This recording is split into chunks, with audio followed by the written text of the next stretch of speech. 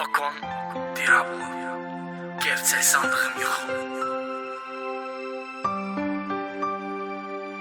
Gerçek sandığım yok.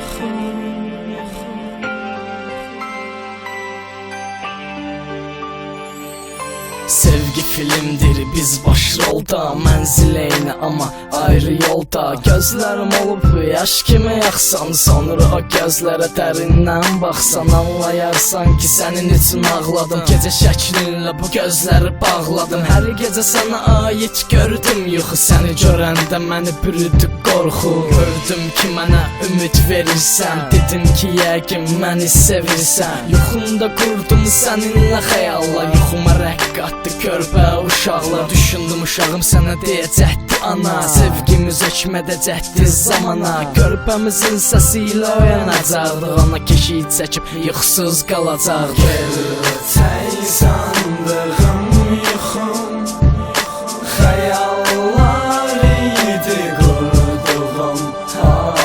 Kaş səni tanımazdım, yuxu yalandı, gerçək sanmazdım. Çox sevgimizə paxıllıq çəkərdi, paxıllığından göz yaşı tökərdi. Sevginin hökmü oldu ayrılıq, gündüzüm oldu zülmət qaranlıq. Gedişinlə vurdun ürəyimə yaralar, daha düşünmədin yaramı kim sarar. Hamı deyir səbr et, mən də edirəm, ömür irəliləyir, mən geri gedirəm. Arxamca gəlmə, yolumu azmışam, yol sonu bəlli, bir ümid tapmışam. Səninlə itirdiyim illərdir, bilirəm sonuncu ölən ümidlərdi. O sonuncu ümidi sən öldürdün, mən yalnız idim, sən isə gülürdün. Sənə görə hər şeyi qoydum geridə, mən geridə idim, sən isə irəlidə. Gerçək sandığım yuxum, xəyallar idi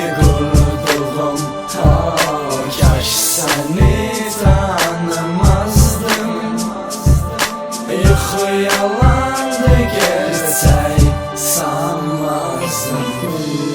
Gerçək sandığım yuxum, xəyallar idi qurduğum. Özümü geridə qoyub arxanca qaçdım, gözüm səndə idi, yoluna da baxmadım. Həyat səhifəmi səninlə açmışam, sənin arxanca o qədər qaçmışam.